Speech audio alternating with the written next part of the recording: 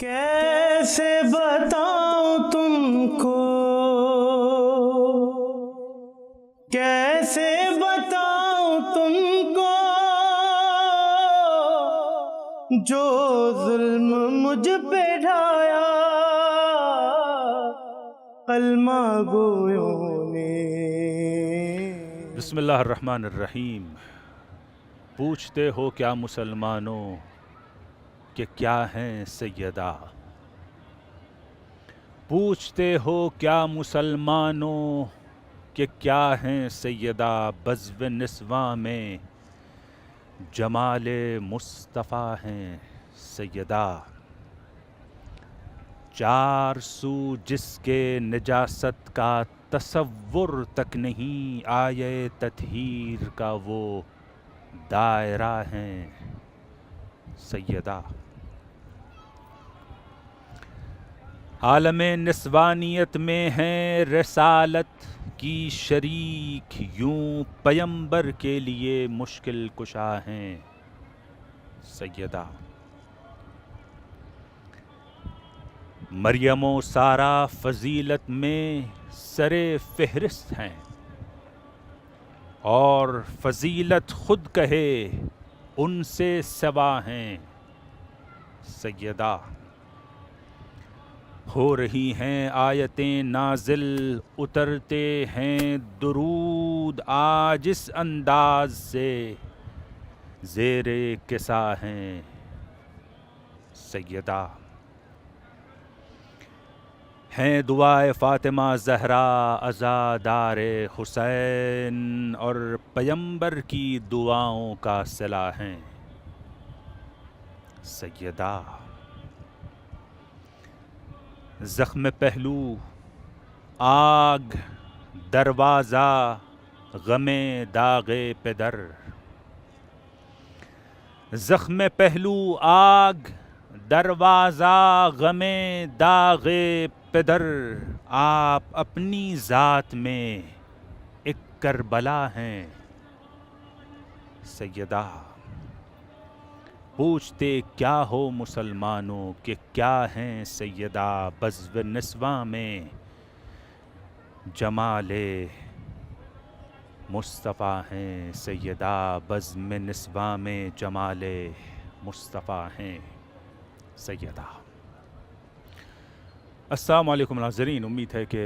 بخیر ہوں گے۔ خوش آمدید، یہ خصوصی نشریات ہیں جو آپ کی خدمت میں پیش کی جا رہی ہیں بارگاہ معصومہ سے، بارگاہ کریمہ سے، اسی بارگاہ سے جو جلوہ گاہ ہے تربت فاطمی کی۔ آپ کو خوش آمدید کہتا ہوں، امید کرتا ہوں کہ آج اتنا وقت رکھتے ہوں کہ آپ ہماری ہمراہی کر سکیں، کچھ دیر ہم آپ کے ہمراہ ہوں گے، اور موضوع گفتگو ہے حضرت صدیق اطہر فاطمہ زہرا علیہ السلام۔ یہ شب و روز بڑے سنگین شب و روز ہیں، یہ شب و روز سوگ غم کے شب و روز ہیں، اسی کے ساتھ ساتھ یہ شب و روز ہیں تجدید عہد کے، عہد و پیمان جو ہم نے فاطمہ کے ساتھ باندھا ہے، جو ہم نے در فاطمہ پر جا کر ایک بار لبیک کہا ہے، اس کا پاس و لحاظ ہم رکھیں گے، اور اس کا اعلان ایک بار پھر ببانگ دہل کریں گے کہ ہم اسی عہد و پیمان پر برقرار ہیں۔ کچھ گفتگو کا سلسلہ رہے گا حضرت صدیق اطہر کے سلسلے میں، آپ کے انداز تربیت کے سلسلے میں، اور کچھ گوشے جو عام طور پر ہم اور آپ جس کی طرف متوجہ کم ہوتے ہیں، یا اگر ہوتے ہیں تو کبھی کبھی سرسری گزر جاتے ہیں۔ کچھ باتیں ہیں، اگر امید رکھتے ہیں اور اگر آپ وقت رکھتے ہیں تو ہمارا ساتھ دیں۔ ہمارے ساتھ الحمدللہ آج گفتگو کے لیے اس موضوع پر تشریف فرما ہے جناب مولانا محمد حسین صورت والا صاحب۔ السلام علیکم، خوش آمد۔ علیکم السلام ورحمۃ اللہ وبرکاتہ، بہت بہت شکریہ۔ میں پہلے تو تسلیت اور تعزیت پیش کرتا ہوں ان ایام کی مناسبت سے،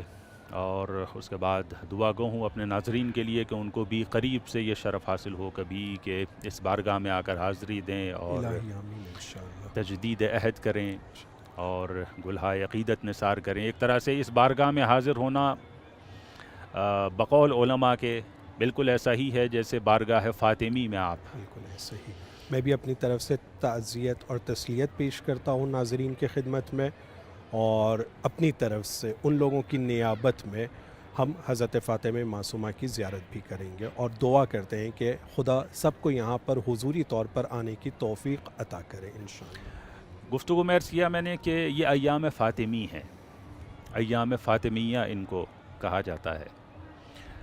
در حقیقت اگر دیکھا جائے تو یہ ایام خاص پیغام رکھتے ہیں۔ یہ جو ہم سیاہ پوش ہو جاتے ہیں، یہ جو اس گنبد کے اوپر سیاہ پرچم لہرا دیا جاتا ہے،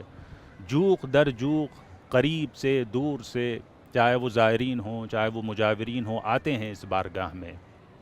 اور ایک طرح سے بارگاہ فاطمی میں حاضر ہوتے ہیں۔ اس کا ایک پیغام ہے، وہ کیا پیغام ہے وہ آپ کی زبانی سننا چاہوں گا۔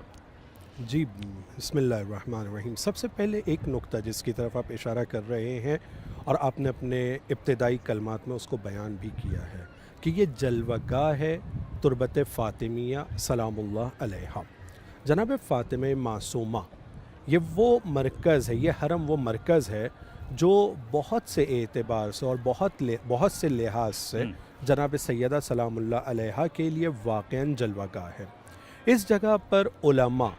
نے پچھلے کچھ سالوں میں خاص طور پر، ایسے یہ ہمیشہ سے یہ سلسلہ جاری رہا ہے لیکن پچھلے کچھ سالوں میں یہ کہا جا سکتا ہے کہ بہت برجستہ ہوا ہے، اور اسی نقطے کی طرف توجہ دلانے کی علماء نے کوشش کی ہے، اور مومنین کی یہ کوشش جوق در جوق جلوسوں کے ذریعے سے اور بڑی تعداد میں یہاں پر آنے کے ذریعے سے یہ ہے کہ وہ یہ بتانا چاہتے ہیں کہ جناب سیدہ نے جو قربانی پیش کی ہے، جس مقصد کے لیے جناب سیدہ جناب حسنین کے ہاتھوں کو پکڑ کر مدینے کی گلیوں میں ایک ایک دروازے کو جا کر کھٹکھٹا رہی تھی اور اپنے حق کو مانگ رہی تھی، وہ حق صرف ایک زمین کا ٹکڑا نہیں تھا، وہ حق وہ ولایت تھی، وہ حق وہ امامت جو علی علیہ السلام کا حق تھا، وہ سسٹم جو رسول خدا صلی اللہ علیہ وآلہ وسلم نے قائم کیا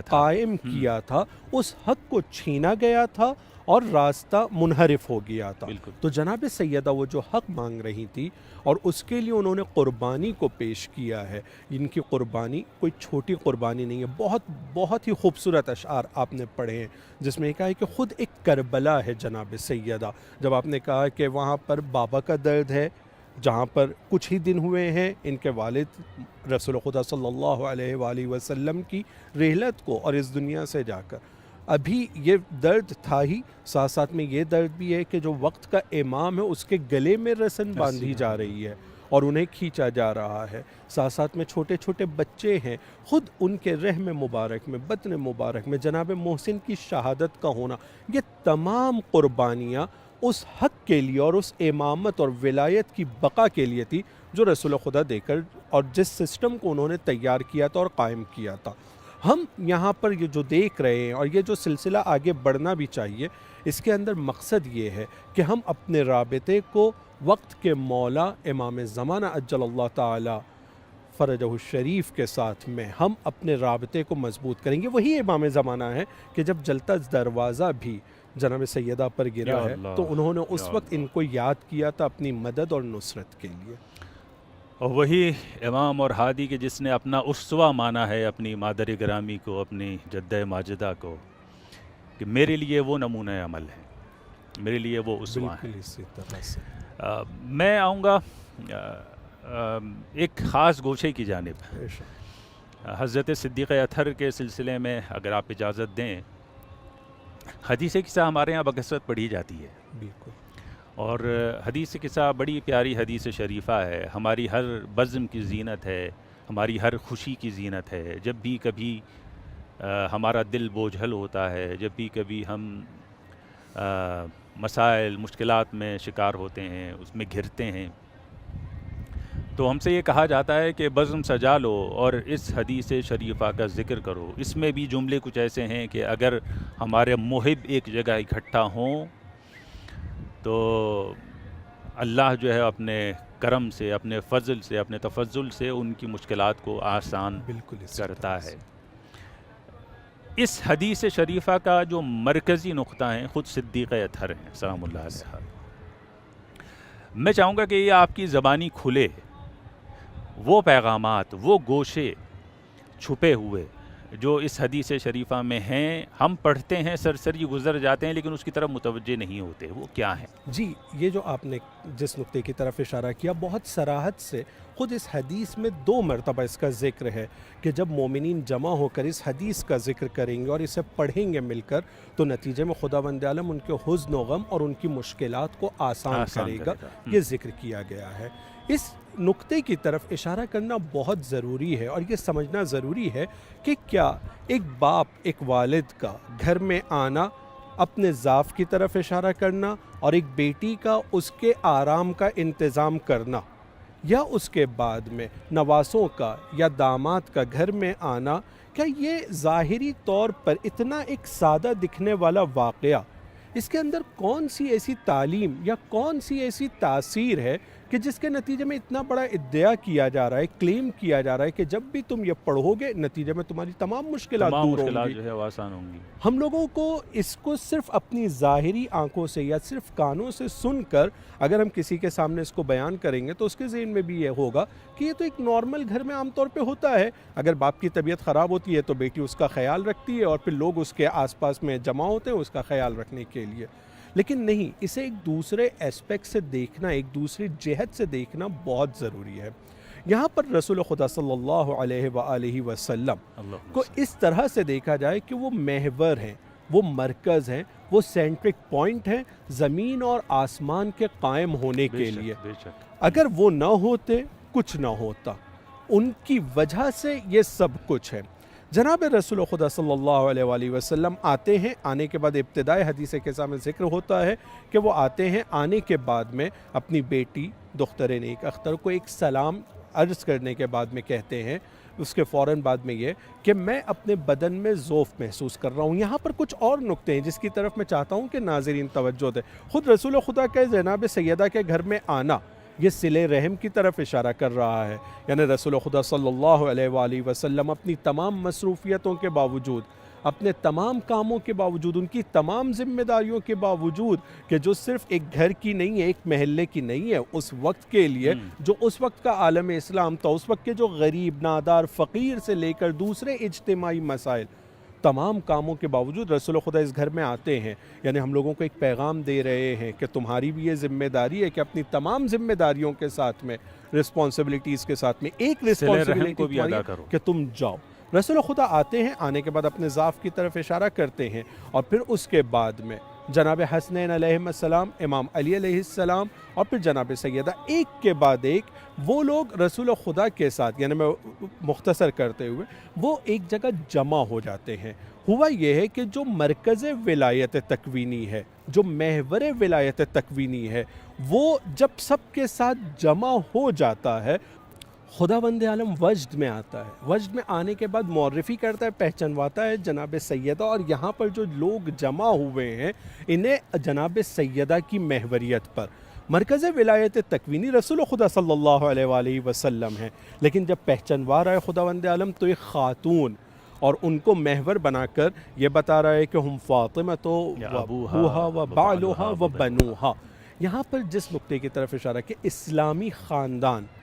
اسلام کے اندر خاتون کی اہمیت، اگر خاتون خدائی راستے پر چلنے والی ہے تو اس کے باوجود کہ اس کا والد گرامی رسول خدا صلی اللہ علیہ وآلہ وسلم ہے، خداوند عالم اگر ان کو بھی اب پہچانوانا چاہے گا اس جم کے درمیان نقطہ جو ہے وہ تو مرکزی نقطہ وہ خاتون ہو جائے گی۔ ایک طرف امیر المومنین ہے، ایک طرف جوانان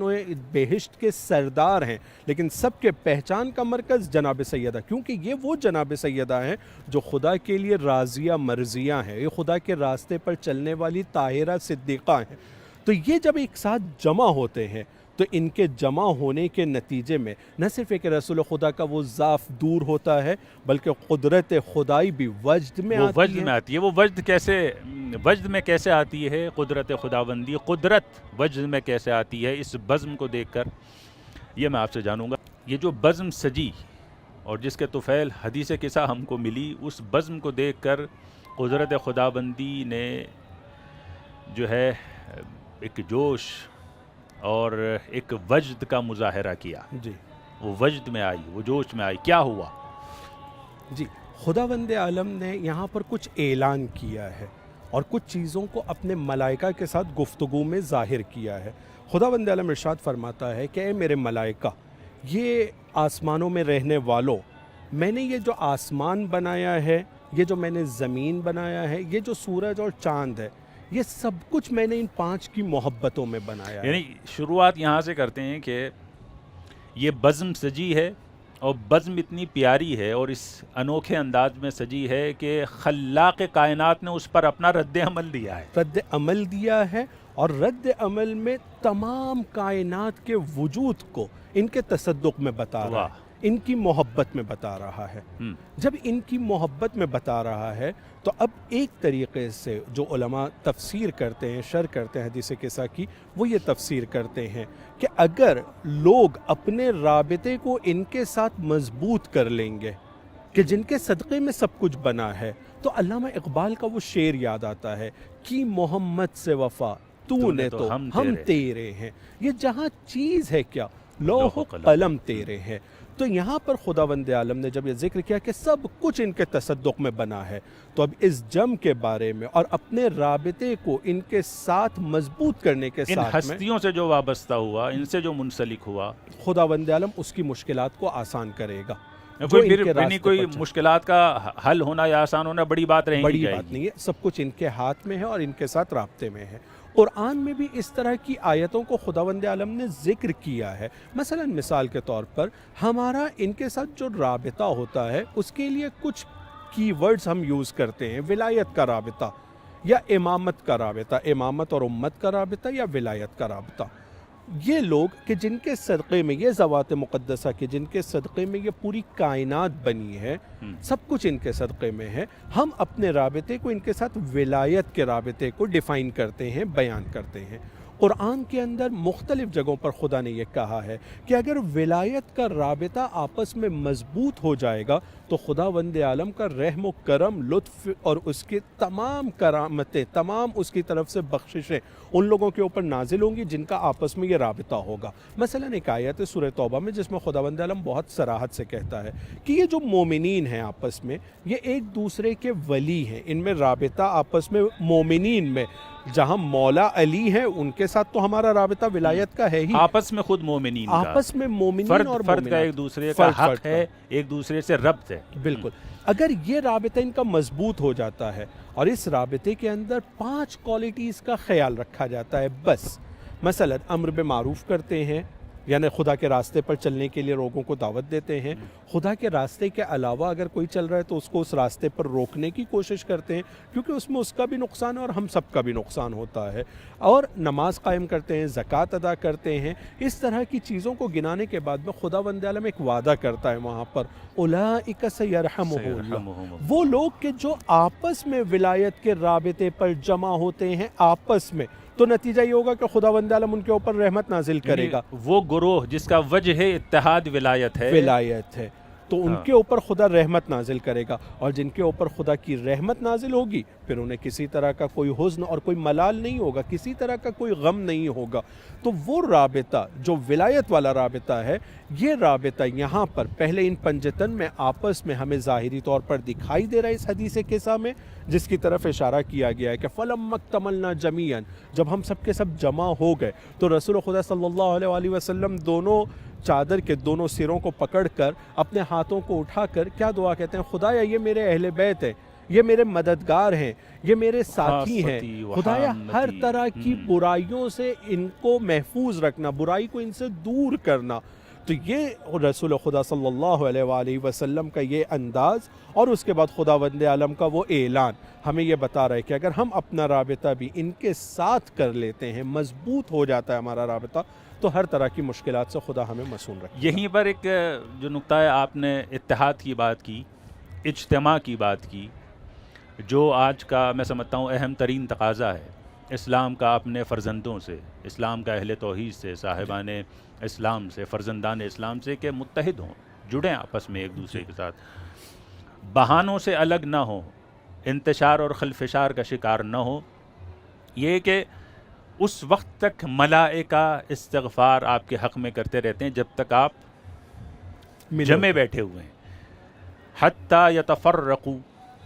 پھر اس میں یہ ہوتا ہے، لیکن جیسے آپ متفرق ہوتے ہیں، چلے جاتے ہیں آپ، وہ استغفار کا سلسلہ بھی جو ملائکہ آپ کے حق میں کر رہے ہیں وہ رک جاتا ہے۔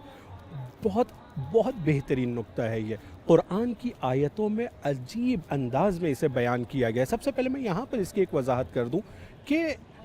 توجہ کی ضرورت ہے، اور امید کرتا ہوں کہ میں بیان بھی کر سکوں۔ جب یہاں پر پنجتن جمع ہوئے تو جناب جبرائیل کا تذکرہ ملتا ہے کہ جناب جبرائیل خداوند عالم کے اس بیان کے بعد کہتے ہیں کیا مجھے اجازت ہے اس میں جاؤں، میں اس جم کے ساتھ جڑوں؟ اجازت ہے، اجازت ہے۔ یہ جو اجازت کے ساتھ جناب جبرائیل فرشتے خدا کی قدرت کا ایک بہت بڑا جلوہ اور ایک بہت بڑی مثال اور نمونہ ہے، یعنی افضل الملائکہ۔ جیسے ہی یہ پنجتن ملتے ہیں تو خدا کی قدرت کا جو جلوہ ہے، افضل الملائکہ ہے، وہ ان کے ساتھ جڑنے کے لیے آ جاتا ہے۔ اس کے اندر بھی خواہش پیدا ہوتی ہے۔ تو خدا کی قدرت کب آئے گی؟ جب یہاں اتحاد ہوگا، جب یہاں ملیں گے۔ قرآن کی آیت ہے جس میں خدا کہتا ہے کہ الذین قالوا ربنا اللہ، وہ لوگ کہ جو اپنے آپ کے لیے کہتے ہیں کہ پروردگار ہمارا صرف اور صرف خدا ہے، ثم استقاموا، اور اس بات کے اوپر وہ ڈٹ کر کھڑے ہو جاتے ہیں، تتنزل علیہم الملائکہ، ان پر ملائکہ نازل ہوتے ہیں۔ ملائکہ یعنی خدا کی رحمت، ملائکہ یعنی خدا کی قدرت، ملائکہ یعنی خدا کی مدد۔ خدا کی مدد استقامت کے بغیر، خدا کی مدد ایک دوسرے کے ساتھ جڑے ہوئے بغیر یہ ہم لوگوں کو نہیں مل سکتی ہے۔ جڑنا بھی ہے جو وہ مومنین کے ولایت کی آیت میں ذکر کیا گیا ہے، نہ صرف جڑنا ہے بلکہ اس کے اوپر استقامت بھی کرنا ہے، کیونکہ خود جڑ کر باقی رہنا یہ آسان نہیں ہوتا ہے۔ جڑا جا سکتا ہے لیکن اس میں ثبات قدم یہ ہمیں کیوں؟ اس لیے کہ مسلسل ایسے خطرات کا سامنا ہے، ایسی سازشوں کا سامنا ہے جو فرزندان اسلام کو ایک دوسرے سے جدا کر رہے ہیں، ان کے اندر خلفشار، انتشار، پھوٹ ڈالنے کی کوشش کر رہے ہیں۔ ظاہر ہے کہ جب سازشیں مسلسل رچی جا رہی ہوں، منصوبے مسلسل تیار کیے جا رہے ہوں، عالمی سامراجی طاقتیں، شیطانی طاقتیں، شریر طاقتیں جب بضد ہوں کہ ان کو جمع نہیں ہونے دینا ہے، تو ظاہر ہے کہ ہمیں بہت زیادہ محتاط رہنے کی ضرورت ہے۔ اور یہ محتاط رہنے میں سب سے بہترین یونٹ کہ جہاں ہم اپنی تربیت کر سکتے ہیں جڑے رہنے کے لیے، وہ فیملی کی یونٹ ہو سکتی ہے۔ اور حدیث قصہ ہم لوگوں کو اس کی طرف بھی متوجہ کرتی ہے کہ جہاں فیملی کی یونٹ میں ہم نے اگر پریکٹس صحیح کر لیا اپنے آپ کو باقی رکھنے کے لیے اور ان ویلیوز کے مطابق اپنی زندگی کو آگے بڑھانے کے لیے، چھوٹی چھوٹی باتوں پر ناراض نہ ہو کر اپنی وفاداری فیملی کی نسبت، اپنی ذمہ داری فیملی کی نسبت انجام دینے کے اوپر اگر ہم اپنے آپ کو ثابت قدم رکھنے کی عادت بنا لیں، تو وہ لوگ کہ جو فیملی کے لیے یہ پریکٹس اس گراؤنڈ پر کر لیتے ہیں، ان کے لیے پھر سوسائٹی میں بہت سارے مسائل اور کام آسان ہو جاتے ہیں۔ اور حدیث قصہ کے ایک ایک مرحلے کو اگر غور سے دیکھا جائے تو ہمیں اسی طرف متوجہ کرتے ہیں۔ مثلا حدیث قصہ میں قال قلت اس طرح کے کلمات بہت زیادہ استعمال ہوئے ہیں۔ اس کا کیا مطلب نکل سکتا ہے؟ اس کا مطلب یہ نکلتا ہے کہ ہم لوگوں کو آپس میں گفتگو کرنا چاہیے، یعنی ہماری فیملیز کا ماحول اس طرح کا ہونا چاہیے کہ جہاں گفتگو کا ایک ماحول ہونا چاہیے۔ تو گفتگو کی جگہ اس نے سیل فون نے لے لیے، موبائل فون نے، کہ حتیٰ بہت سے حقوق ضائع ہو رہے ہیں۔ بالکل، بہت ساری توجہ جو ایک دوسرے کے لیے ہونا چاہیے وہ نہیں ہو رہی ہے۔ مثلا رسول خدا نے جب اپنے ضعف یا درد کا اعلان کیا، جناب سیدہ کا بے ساختہ جملہ کہ خداوند عالم سے پناہ مانگتی ہوں، خدا آپ کو شفا عطا کرے، پناہ مانگتی ہوں، یعنی وہ اپنے ایک رد عمل ظاہر کر رہے ہیں۔ اس رد عمل کے ساتھ ایک بیٹی کتنے پیار بھرے انداز میں کہہ رہی ہے کہ میں نے اپنے بابا کے چہرے کی طرف دیکھا تو چمکتا ہوا کأنہ البدر فی لیلۃ تمامہ و کمالہ۔ کس طرح کے یہ رابطے، لیکن آج کے زمانے میں جذبات کا اظہار کتنا خوبصورت انداز، اور آج کے زمانے میں جو جین زی کہا جا سکتا ہے یا اس کے بعد جین الفا، ہم یہ دیکھتے ہیں کہ ان لوگوں کا رابطہ اپنی پہلی والی نسل کے ساتھ میں وہ رابطہ نہیں ہے جو یہاں پر ہم لوگ پڑھتے ہیں، وہ رابطہ نہیں ہے جو ہم کو پڑھنے کے لیے تاکید کی گئی اور جس پر چلنے کے لیے۔ تو حدیث قصہ ایک وہ راستہ ہو سکتا ہے جہاں ہم اپنے رابطے کو اپنے فیملی ممبرز کے ساتھ ڈیفائن کر سکیں۔ یہ حدیث قصہ کی گفتگو چھڑی، وہ بھی بزم معصومہ میں جو جلوگاہ ہے تربت فاطمی کی، اور میں سمجھتا ہوں کہ اس کا اہم ترین پیغام جو ہم آج کی شب لے سکتے ہیں ایک تو ہم نے اتحاد کی بات کی، افتراق سے پرہیز کی بات کی، اختلاف سے پرہیز کی بات کی، جمع ہونے کی بات کی اپنی اپنی سطح پر. سب سے پہلا یونٹ جس کو جمع ہونے کی ضرورت ہے وہ فیملی ہے، صلہ رحم ہے. ٹھیک ہے. اور پھر یہ کہ یہی وہ فیملی یونٹ ہے جو اس وقت سامراجی طاقتوں کی اور شیطانی طاقتوں کے نشانے پر آ چکا ہے. ان کی زد میں سب سے زیادہ بھی یہی ہے. جی بالکل. اور ظاہر ہے کہ جو مغربی کلچر ہے، شیطانی کلچر ہے، اس نے اس کو اپنے ہدف پر لیا ہے اور اس کا شیرازہ بکھیرنے پر وہ مصر ہے کہ فیملی یونٹ کو اگر خراب کیا جائے، خاص طور سے دائرہ اسلام میں، امت اسلامیہ میں، اس کا اثر جو ہے وہ افسوس کے ساتھ یہ کہنا سوسائٹی میں پڑتا خود ہے بخود سوسائٹی دکھائی میں. دے گا. جی اس میں دکھائی دے گا. پھر ظاہر ہے کہ اگر آپ فیملی کو بکھیر دیں پھر آپ اس کو ایک امت نہیں بنا سکتے. بالکل ایسے. بہت خوب. اگر آپ اجازت دیں تو یہ گفتگو ہم جاری رکھیں گے تربیتی نقطہ نظر سے. یہ جو انداز تربیت ہے اس فاطمی گھرانے کا، اگر آپ اجازت دیں تو ہم نیکسٹ ایپیسوڈ میں اس کو جاری رکھیں گے، کنٹینیو کریں گے. ناظرین آپ کا بہت شکریہ. وقت میں اور دامن وقت میں زیادہ گنجائش نہیں. میں آپ کو خدا رحمان کے حوالے کرتا ہوں اس امید اور اس آرزو کے ساتھ کہ آپ کو بھی یہ شرف حاصل ہو کہ قریب سے آ کر بارگاہ حضرت معصومہ میں، کریمہ میں آپ نذران عقیدت پیش کریں. بہت شکریہ. کیسے بتاؤں تم کو، کیسے بتاؤں تم کو، جو ظلم مجھ پہ ڈھایا کلمہ گویوں نے. ہے بابا بعد تیرے مجھ کو بہت ستایا کلمہ گویوں نے. آئے تھے آگ لے کر کچھ لوگ گھر کی جانب،